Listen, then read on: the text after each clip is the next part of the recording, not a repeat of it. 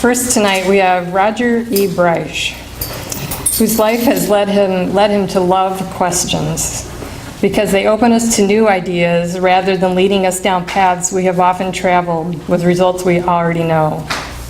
He's reading 2 short essays from his new book, available tonight for $20. Knowing Roger and pondering his questions has changed my life for the better. Let questions that matter be a life changer for you too. Roger Breisch.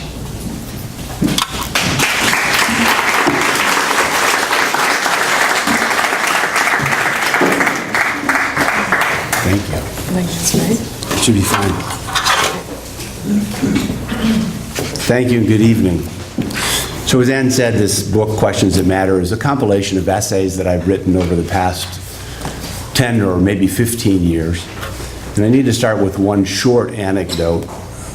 As Ann knows, one of the other essays very near the end of this book, it's called Moving to a Different Rock, was inspired by a trip with my brother-in-law in Hawaii on Thursday of this past week. He passed away. It leaves a huge hole in our family, leaves a huge hole in my heart.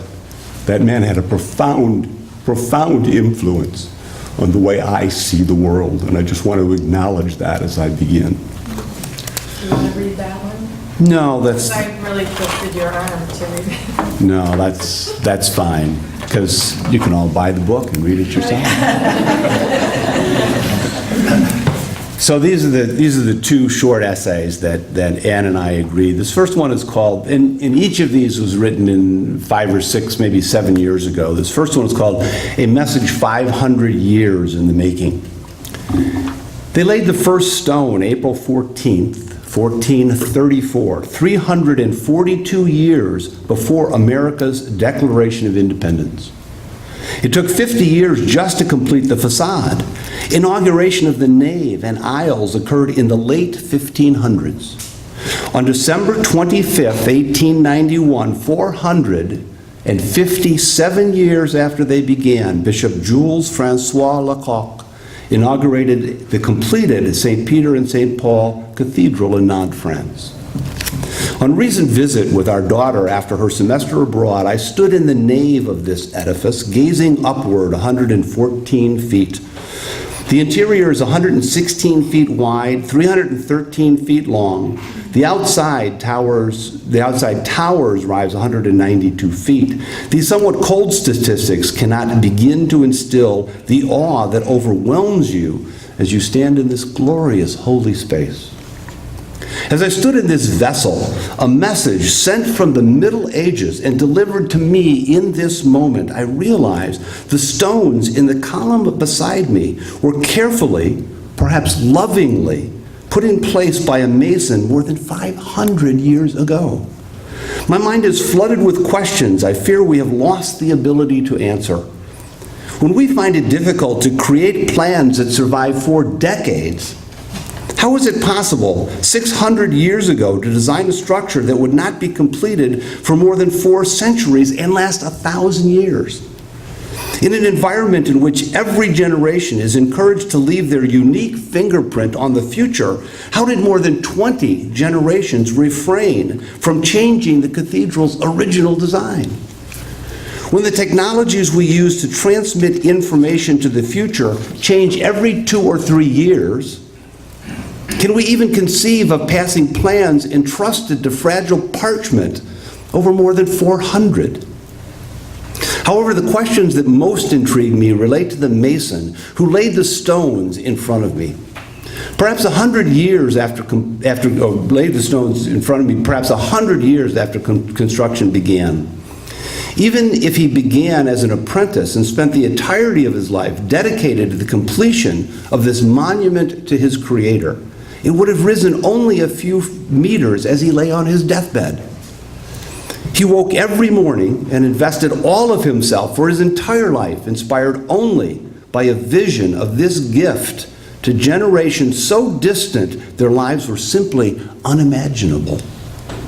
Would any of us be willing to toil for our entire lives on a project begun by our great great-great-great-grandparents, which would not be completed before the birth of our great-great-great-great-great-grandchildren. In an ironic coincidence, I began reading the book Christianity, the First 3,000 Years by Diarmaid MacCulloch before we began our 2-week pilgrimage. As MacCulloch relates the history and derivation of the Christian faith, he touches on the origin, meaning, and symbolism of the world's great cathedrals. As I read MacCulloch's words and chapters and strolled the mason's nave and aisles, I'm struck by the juxtaposition of the creation of a cathedral and the formation of humanity's great wisdom traditions. Each is a gift from the past, built from seemingly infinitely small, often courageous contributions by mostly anonymous individuals. I'm left to imagine generations 600 years hence. What will they come to know of us? What messages will we have left behind that speak of our visions and passions? Are we building any edifice with bricks we lay or the wisdom we formulate that will invite them into a feeling of awe? Then the final questions emerge. What have I done? What will I do today? And to what will I dedicate my remaining days to help craft a message of wisdom to be left for my great-great-great-great-great-grandchildren? The Masons of the 15th century had answers we may have forgotten.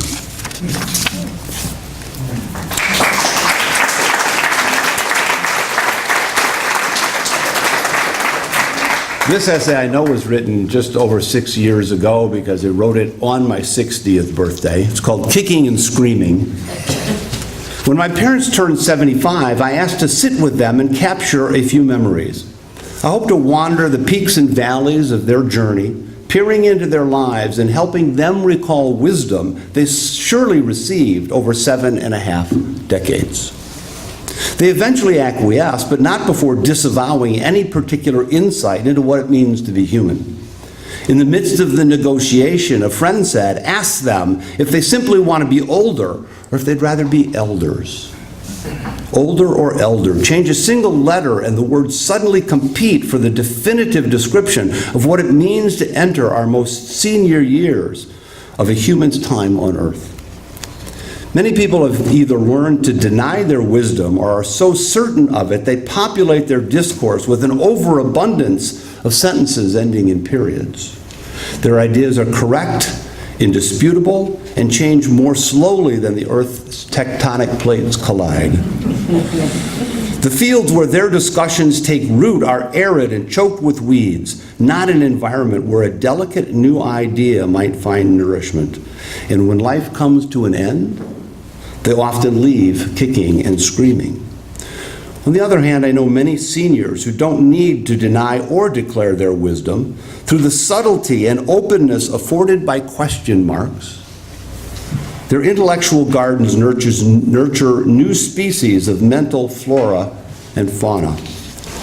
They are the elders who have planted seeds of wisdom in my life, Fred being one of them. In a recent discussion with friends, we explored the myriad roots and meanings of the word wisdom. One image emerged in the midst of the conversation.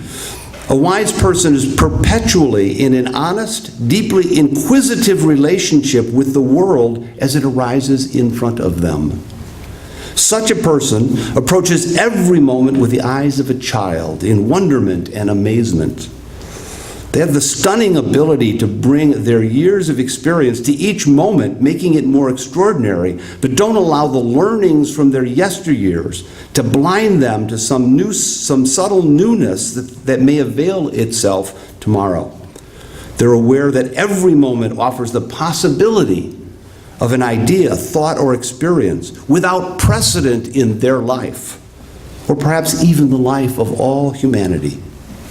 Why ruminations about elderhood versus olderhood? I awoke this morning to wander this path because today is the 60th anniversary of the day I arrived on this planet, and while I don't remember, I'm sure I arrived as most do, literally, kicking and screaming.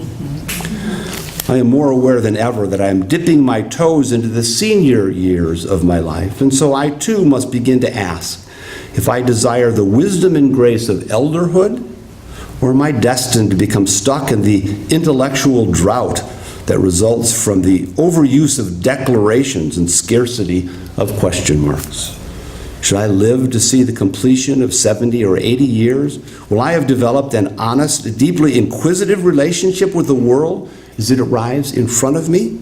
Will I learn to experience the world with a gentle sense of wonderment, amazement, and perhaps a bit of wisdom?